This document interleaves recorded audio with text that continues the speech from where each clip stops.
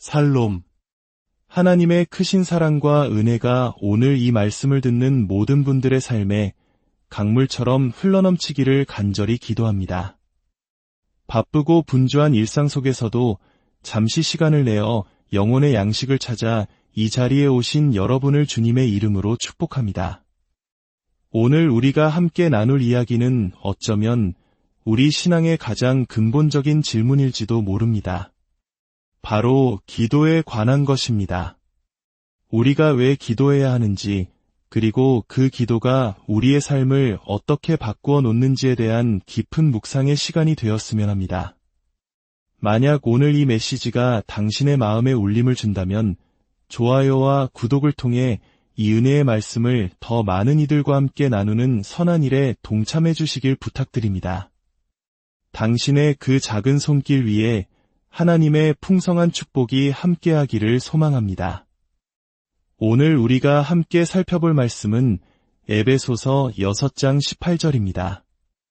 사도 바울은 앞선 구절들에서 영적 전쟁에 임하는 그리스도인들이 갖추어야 할 하나님의 전신갑주에 대해 상세히 설명했습니다.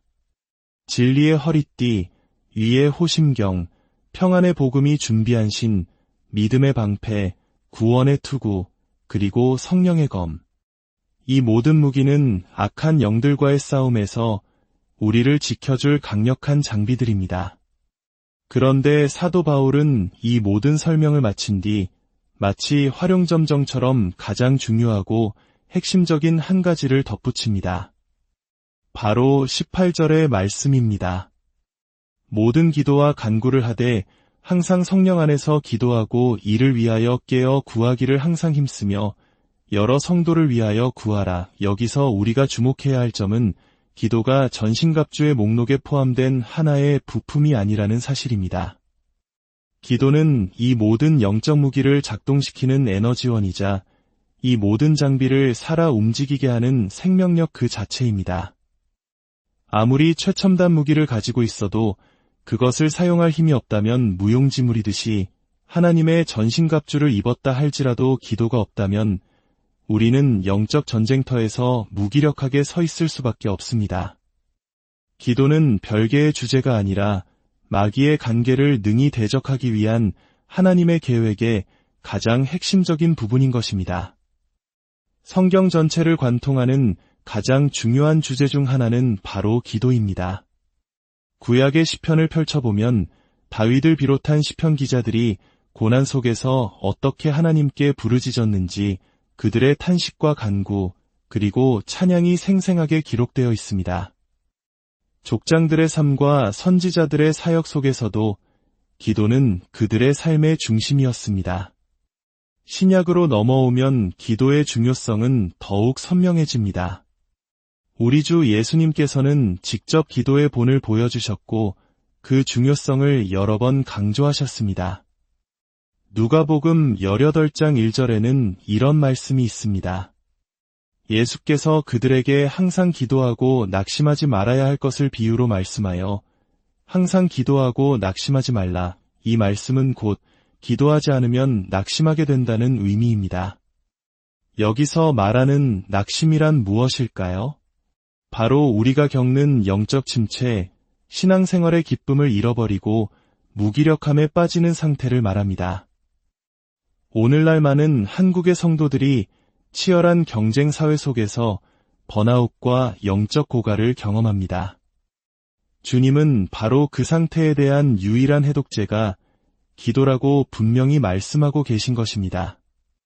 사도 바울 역시 데살로니가 교회에 보내는 편지에서 쉬지 말고 기도하라고 권면했습니다. 이는 단순히 잠도 자지 말고 기도하라는 의미가 아닙니다.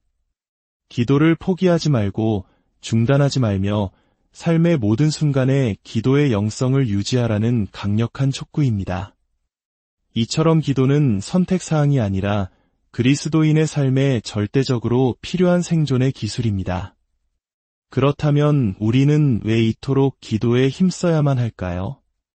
왜 기도가 우리 신앙의 성패를 가르는 가장 중요한 시금석이 되는 것일까요? 첫 번째 이유는 우리의 적이 상상 이상으로 강력하고 교활하기 때문입니다. 사도 바울은 우리의 싸움이 혈과 육을 상대하는 것이 아니요 통치자들과 권세들과 이 어둠의 세상 주관자들과 하늘에 있는 악의 영들을 상대함이라고 말했습니다. 우리는 눈에 보이지 않는 거대한 악의 세력과 매일 전쟁을 치르고 있습니다. 마치 훈련받지 않은 신병이 최정예 특수부대와 맞서는 것과 같습니다. 우리의 힘과 지혜만으로는 결코 이길 수 없는 싸움입니다. 우리가 기도의 중요성을 종종 잊는 이유는 이 영적 전쟁의 실체를 제대로 인식하지 못하기 때문일 수 있습니다. 예수님께서는 광야에서 직접 사탄의 시험을 받으시며 그 힘과 관계를 몸소 겪으셨습니다. 그렇기에 그토록 기도를 강조하신 것입니다. 두 번째 이유는 우리 자신이 너무나 연약하고 무지하기 때문입니다. 우리는 스스로를 과대평가하는 경향이 있습니다. 나는 저 사람보다는 신앙이 좋아, 나는 저런 죄는 짓지 않아, 같이 다른 사람과 비교하며 스스로 만족하곤 합니다. 그러나 그것은 치명적인 교만입니다. 우리의 기준은 다른 사람이 아니라 거룩하신 하나님이어야 합니다. 믿음의 위인들이었던 아브라함, 다윗, 심지어 예수님의 수제자였던 베드로조차 넘어졌던 것을 기억해야 합니다. 그들은 모두 자신의 연약함을 깊이 깨달았기에 더욱 간절히 기도했던 사람들입니다.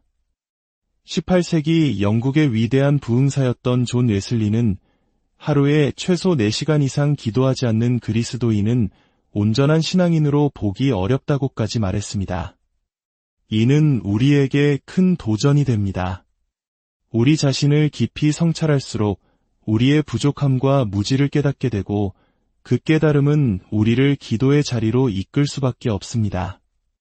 세 번째 이유는 우리의 총사령관이신 예수 그리스도와 끊임없이 소통해야 하기 때문입니다. 우리는 그리스도의 군사입니다. 전쟁 중에 있는 군인에게 가장 중요한 것은 사령부와의 통신입니다. 통신이 끊기는 순간 그 부대는 고립되고 패배할 위험에 처하게 됩니다. 기도는 바로 하늘의 사령부와 연결되는 우리의 무전기와 같습니다.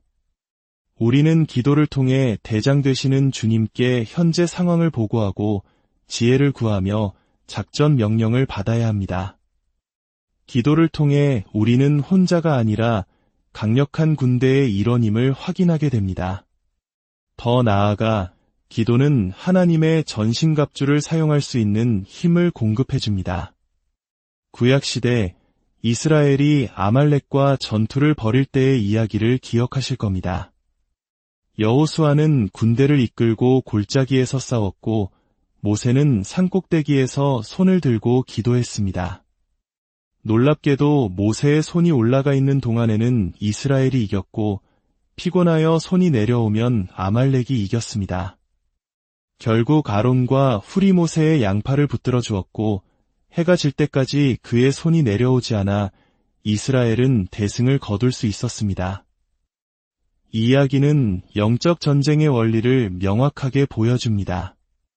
여호수아의 군대가 아무리 용맹하고 전략이 뛰어나다 할지라도 하늘로부터 오는 능력이 공급되지 않으면 승리할 수 없었습니다. 우리의 전신갑주가 아무리 견고해도 기도를 통해 하나님의 능력을 공급받지 못하면 우리는 패배할 수밖에 없습니다. 또한 기도는 우리의 영적 갑옷을 항상 빛나게 유지하는 역할을 합니다.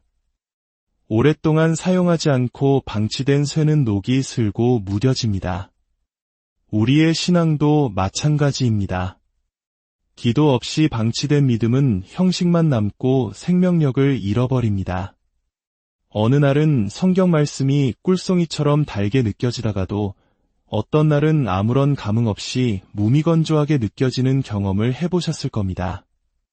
바로 그때가 우리의 영혼의 녹이 슬고 있다는 신호입니다. 그럴 때 우리는 억지로 말씀을 읽으려 애쓰기보다 먼저 무릎 꿇고 기도해야 합니다. 하나님, 저의 무뎌진 영혼을 깨워주십시오. 이 영적 무기력함에서 저를 건져 주십시오 라고 부르짖을 때 성령께서 우리의 영을 새롭게 하시고 우리의 갑옷을 다시 밝게 닦아주실 것입니다. 기도는 영적인 게으름을 막아주는 가장 좋은 방법이기도 합니다. 아무 생각 없이 멍하니 시간을 보낼 때 우리의 생각과 상상력은 온갖 방향으로 흩어집니다. 바로 그때가 사탄이 우리 마음에 불화살을 쏘기에 가장 좋은 기회입니다. 틈이 생겼을 때 기도하십시오. 시간이 남을 때 기도하십시오.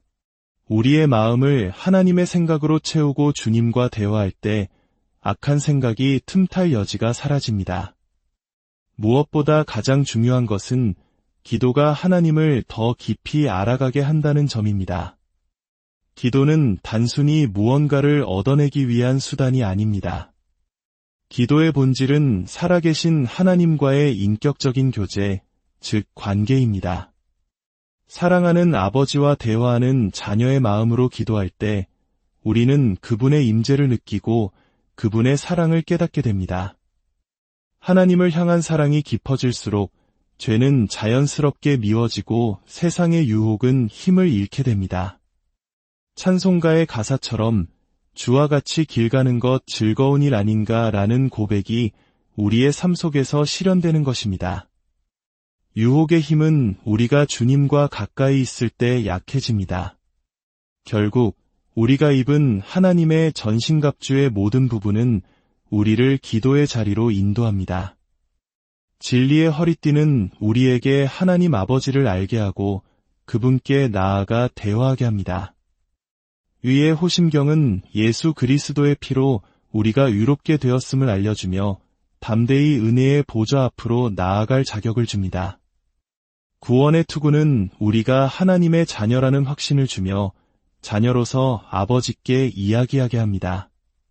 성령의 검, 즉 하나님의 말씀을 알면 알수록 우리는 그 말씀의 주인이신 하나님과 더 깊은 교제를 나누고 싶어집니다. 사랑하는 성도 여러분, 오늘 당신의 삶에서 기도는 어떤 자리를 차지하고 있습니까? 아침 저녁으로 드리는 의무적인 행위입니까? 아니면 당신의 삶을 이끌어가는 가장 중요한 에너지원입니까? 우리는 스스로에게 정직하게 물어야 합니다. 예수 그리스도께서 나를 위해 십자가에서 죽으셨고 내가 하나님의 자녀가 되었다고 믿으면서도 우리는 그토록 사랑하는 아버지와 대화하는 시간을 갖는데 인색한 것일까요? 오늘 이 말씀을 통해 기도가 우리 신앙의 호흡이며 생명줄임을 다시 한번 깊이 깨닫기를 원합니다. 우리의 연약함을 인정하고 적의 강함을 직시하며 전능하신 하나님 아버지의 손을 붙잡기 위해 끊임없이 기도의 자리로 나아갑시다. 기도를 통해 힘을 얻고 지혜를 구하며 주님과의 사랑의 관계를 더욱 깊이 누리며 살아갑시다.